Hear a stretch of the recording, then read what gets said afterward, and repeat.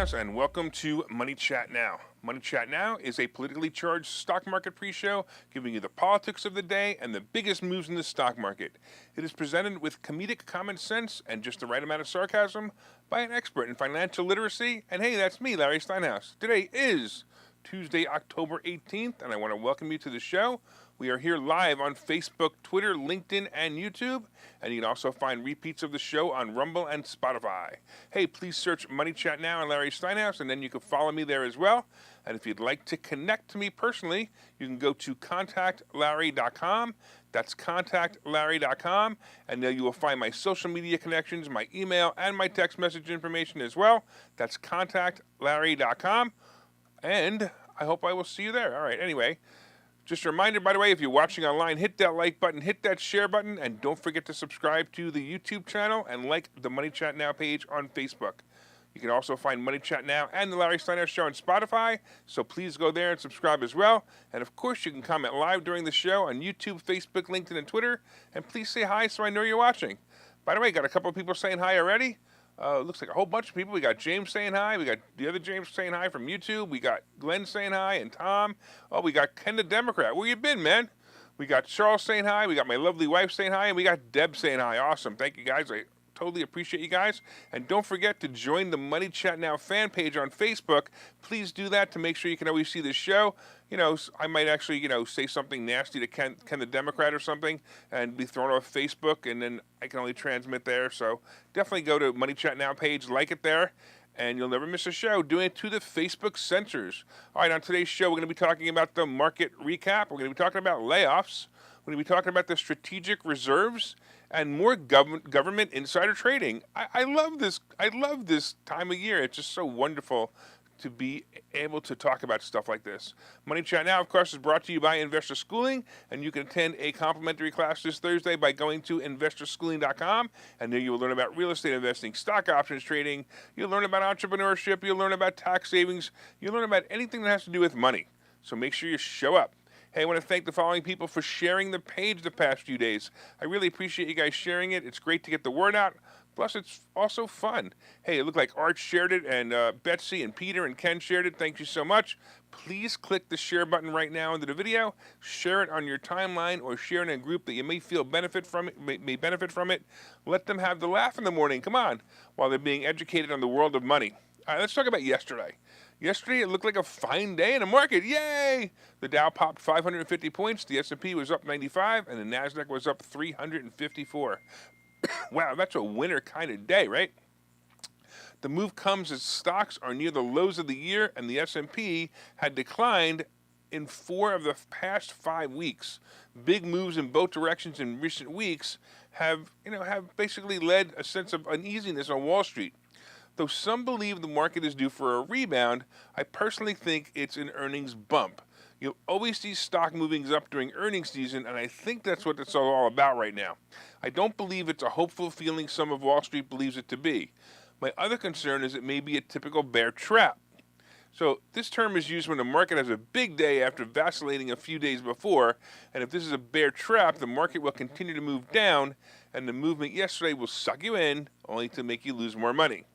The big good news, or the good big news yesterday, was Bank of America reported better than expecting results, setting the stock up 6%. It was amazing. And also Bank of New York Mellon also posted results that beat analysts' expectations, and the shares jumped also 5%. So the banks are kind of leading the charge into earnings, which is kind of great. I mean, if you recall last earnings sessions, the banks did terrible. Wall Street didn't like it, and they retreated. Most of the stocks have been down since then as well, and that's pretty much what happens after a bad earnings season. We should see some of the stocks reporting in the next few days, and we'll see them rise from the news as investors take it as a sign that the market has earnings estimates that are too low. Now, that's a good thing, because when they're too low, the earnings reports keep beating estimates, sending stocks soaring. Like I said yesterday, earnings season is my Super Bowl. I look for the crescendo at the end of the month, usually with tech stocks. More big bank earnings are on deck today. This morning, Goldman Sachs will report. And by the way, I have some concerns that the recent rumors of restructure may not be so great.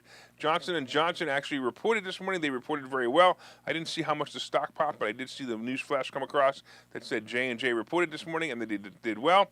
Netflix and United Airlines will also announce. Later in the week, we have Tesla, IBM, and American Airlines reporting. It's going to be an interesting earnings season indeed. So far, it looks like Wall Street is happy with the results. When I woke up this morning, all the headlines were stating that the futures were up bigly.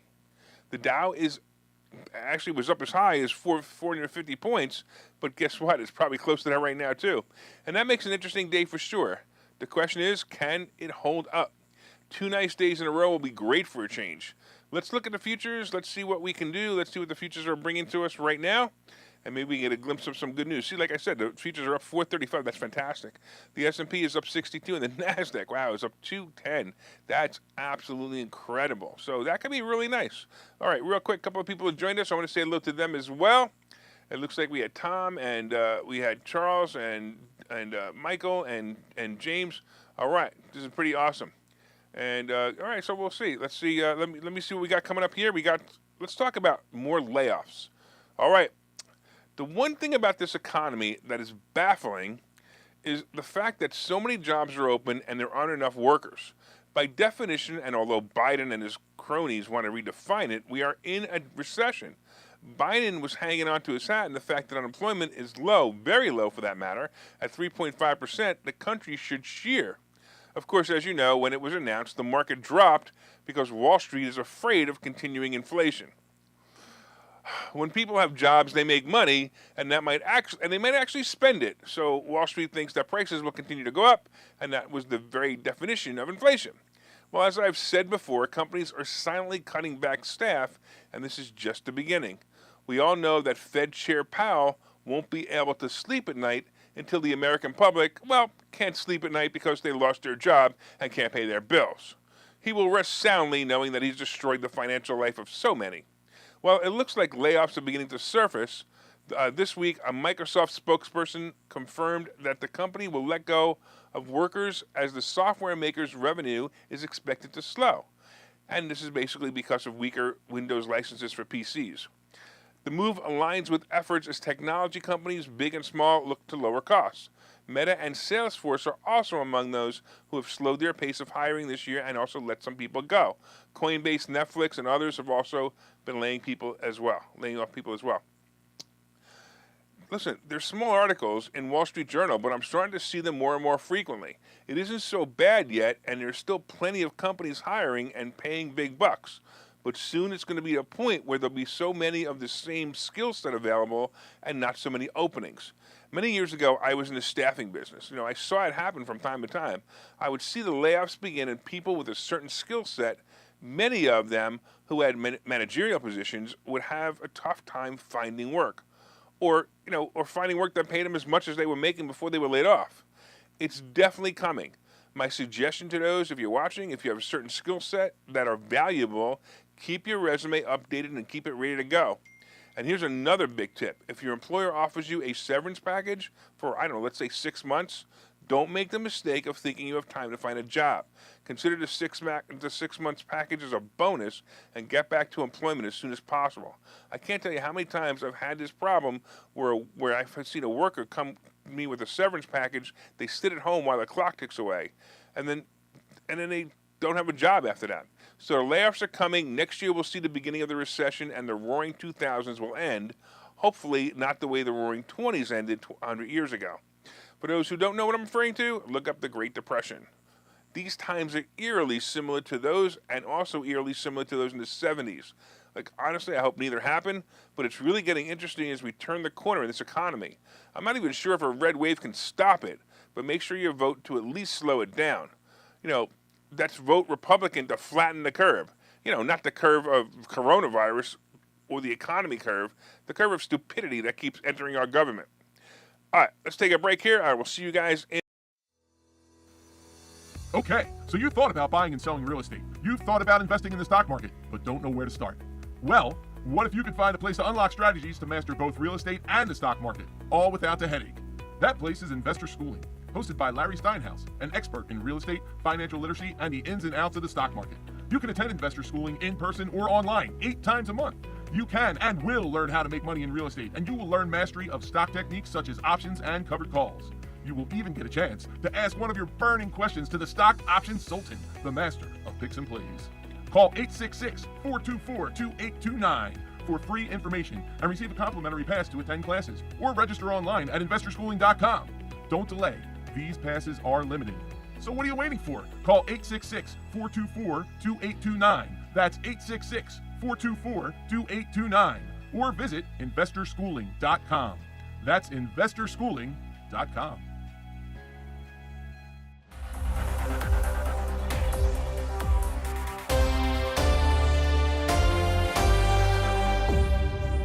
All right, welcome back to Money Chat Now. I'm your host, Larry Steinhouse. And of course, if you'd like more information on investor schooling, you can go to investorschooling.com or call 866-424-2829.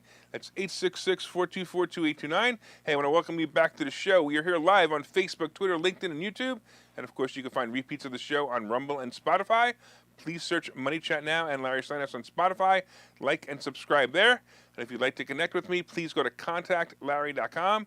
That's contactlarry.com. You'll find my social media connections there, my email there, and my text message information as well. That's contactlarry.com. You know, I got to laugh because, you know, Ken the Democrat, he gets so wound up that he can't even spell anymore. He's that upset about this show. So everybody, you know, have some sympathy for Ken the Democrat, because he's gotten so bad he can't spell. But the guy trolls me all day long now. He comments on every post I make now. I don't know about you guys, but, you know, he does it. So anyway, we've got him riled up. All right. So far, of course, right now the market is up 480. Wow, it's kicking butt. The S&P is up 66, and the Nasdaq is up 225. That's fantastic. We talked about layoffs. Coming up, we have the strategic reserves, and we have more government insider trading. And then, of course, we have today's picks and plays. But did you guys hit that like button? Come on, everybody, hit that like button. And of course, you know, Ken the Democrat, you can hit the mean button, whatever that is, the one with the nasty face, I don't know, whatever it is. Did you guys hit that share button? Everybody hit that share button. Please leave me a comment to say hi if you haven't already. So if you're watching the show for the first time, please leave a comment and say hi. It's the only way I know you're watching. Please share and like as well. And don't forget to order my new book. It's called Money Hacks. And if you ordered it, please leave a review on Amazon. Hey, I've noticed that the reviews have slowed down. They're all 5-star, but I'd like to have some more. So if you guys have already done it, great. If you haven't, please do it. All right, let's talk about the strategic reserves. I have a question for you. How much do you love your country? Would you sacrifice for the good of the country? Would you protest or go to war to preserve the American lifestyle for your family and the future generations? Yeah, I believe most of us watching this program would do just that. Well, what would you do? What would you do to put your needs in front of the needs of the country? So basically, if somebody else wanted to do the opposite and put their own needs in front of the needs of their country, you might do things like, I don't know, sell classified information, I don't know, create rumors that cause government officials to lose credibility, or maybe you would even sell our strategic reserves to other countries for personal gain. Well, apparently the Democrats have decided once again to use their superpowers to harm their country and put themselves first. A few months ago, the president, who will now allow Jimmy Carter to die as not the worst president, decided to tap our strategic oil reserves in an attempt to lower gas prices. For those who don't know, the strategic reserves were put there in case there's a major problem with suppliers of oil or refineries that can't produce fast enough in times of war or other catastrophic issues. Well, Biden took it upon himself to release these reserves to try to buy votes by lowering gas prices. Well, the lowering of gas prices worked for a while, but did it buy votes? I don't really know. But the talking parrot Democrats running around saying, see, Biden lowered gas prices $1 since June. That's like Ken the Democrat. He lowered prices $1 since June. I know. We try to explain to that gas prices are up over $1 since the gas man took office. But Democrats have serious cognitive dissonance. They simply can't see facts. They can only see orange man bad. Anyway, the reserves meant to be an emergency fund for the country has not only been released to our country, but the reserves have been sold to China. Yep, China.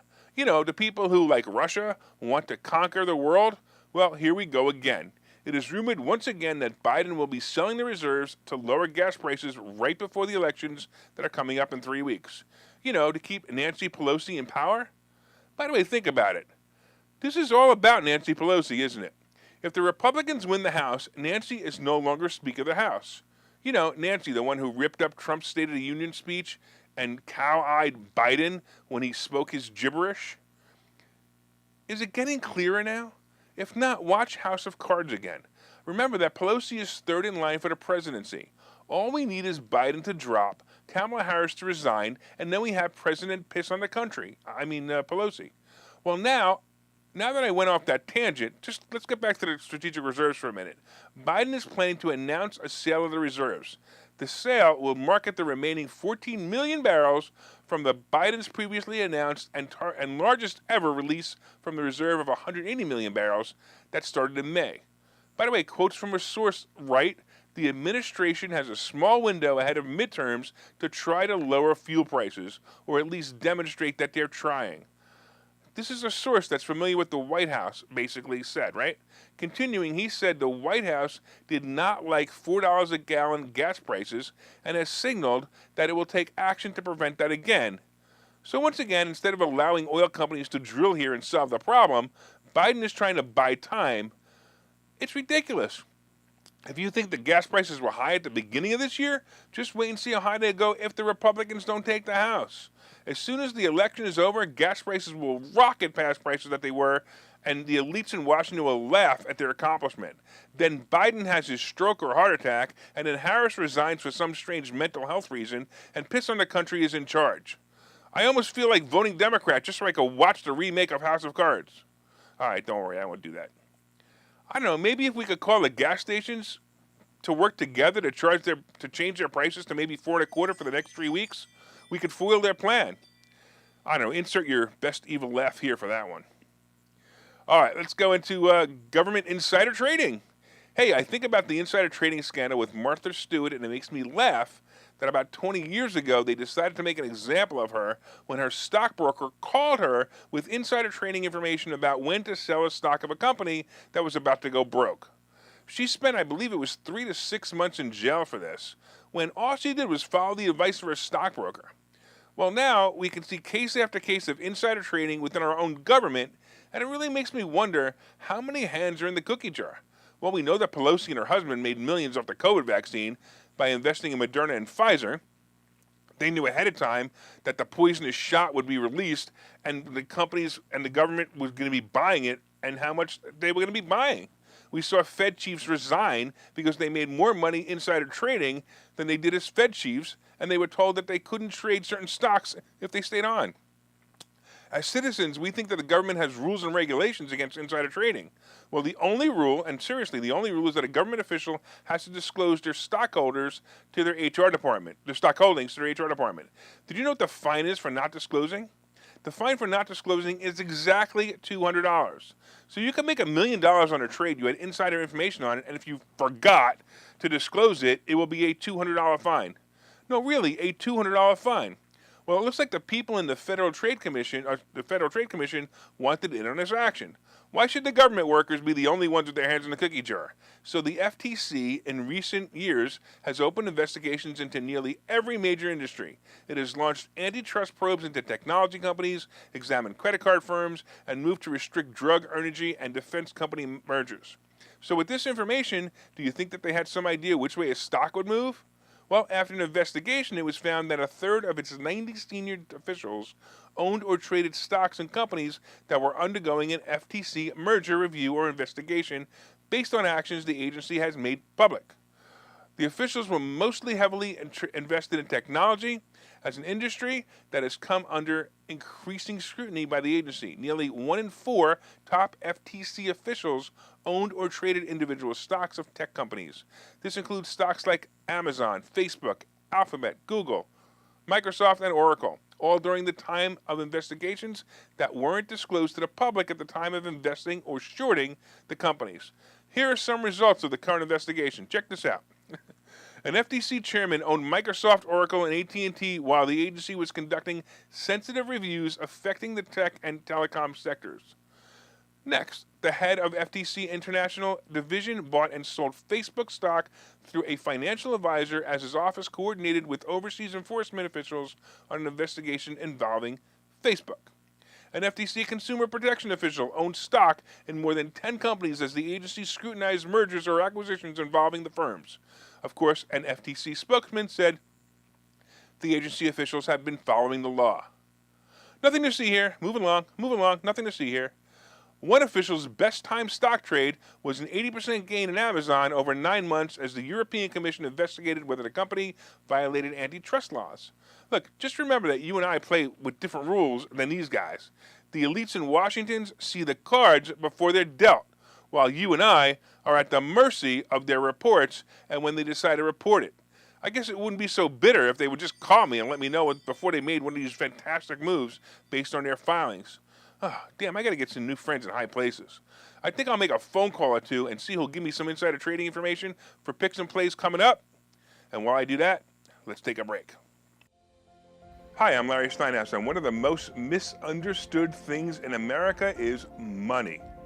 That's why I've written this book. It's called Money Hacks, because everything you think you know about money is wrong. And I'm telling you, everything you think you know about money is wrong. When you read this book, you will learn things about money that you did not know. You will even learn if money can buy you happiness. I have a full chapter dedicated to that. You're going to definitely want to read that. I talk about how to use other people's money to buy real estate. I talk about how to save more money, and I even talk about how to rebuild your credit score in this book. There are 22 amazing chapters in this book. This book is now available everywhere. It's available on Amazon. It's available on barnesandnoble.com.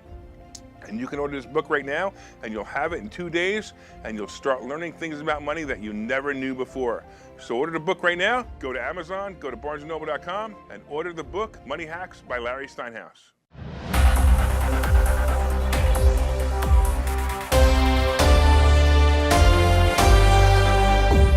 All right, welcome back to Money Chat Now. I'm your host, Larry Steinhouse, and if you'd like to be a sponsor on the show, your name and product will be delivered to hundreds of loyal listeners and watchers of the show. So if you guys have a product and you want to sell it, let me know. I'll be more than happy to market it for you. As you know, we're expanding our base every day, and if you'd like to get your product or service out to my audience and also help keep the show on the air, I'd love to have you as a sponsor. Hey, just reach out via Messenger or contact me at contactlarry.com. That's contactlarry.com. And don't forget, we have a Spotify channel as well. You can also subscribe to the channel and listen to all of the reports. They're broken out for your enjoyment. So if you like the last report, you can just listen to that by yourself. Look up Money Chat Now and Spotify to subscribe.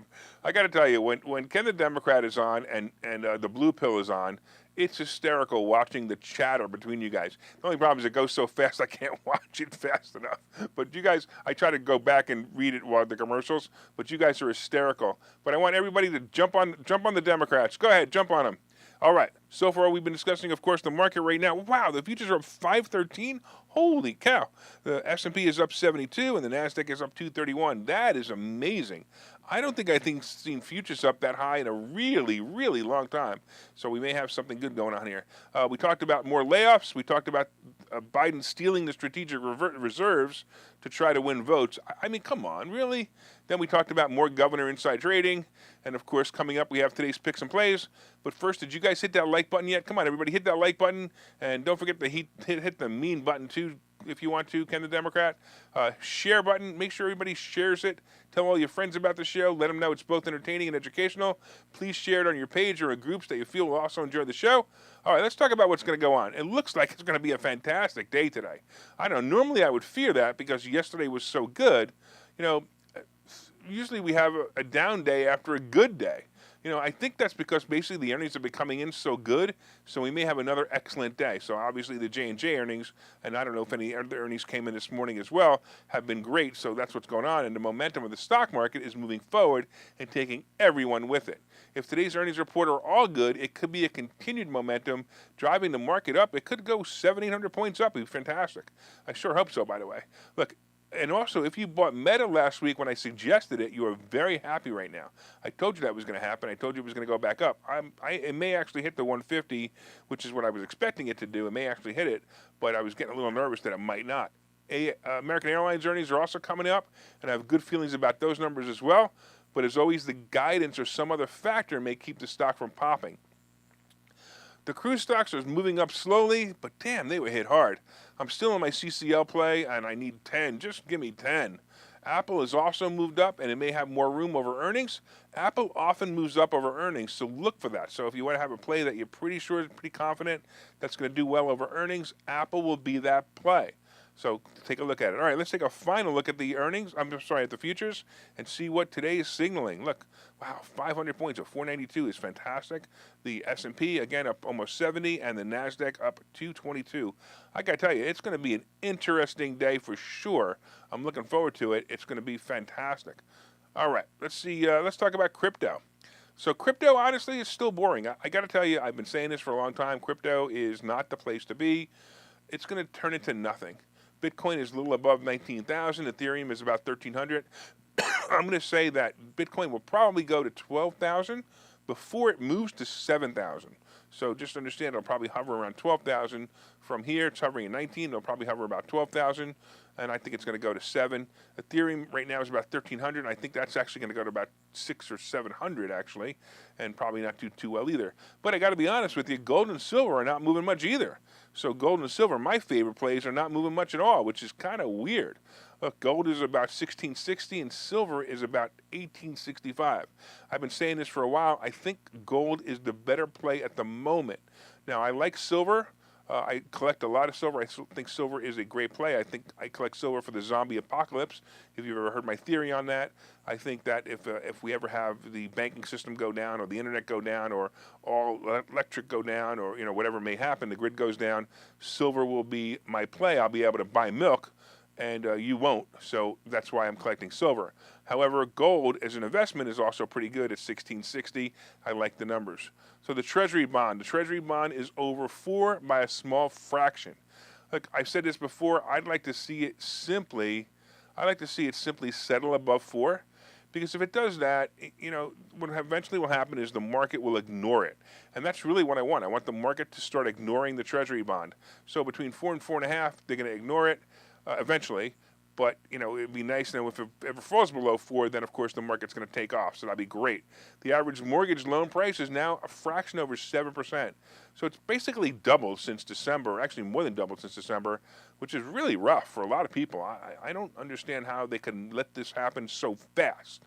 We've been saying that for a while. Oil is about $85 a barrel, and the average gas price is $3.88, and we'll soon see that to be over $4. I want to thank you all for watching Money Chat Now. We are here live every morning at 7:30 on Facebook, Twitter, LinkedIn, and YouTube. Tell all your friends about the show. Hey, you can also find repeats of the show on Rumble and Spotify. My name again is Larry Steinhouse. I am the host of Money Chat Now. I am the CEO of Investor Schooling. And remember, you can contact me directly at contactlarry.com. Make it a profitable day.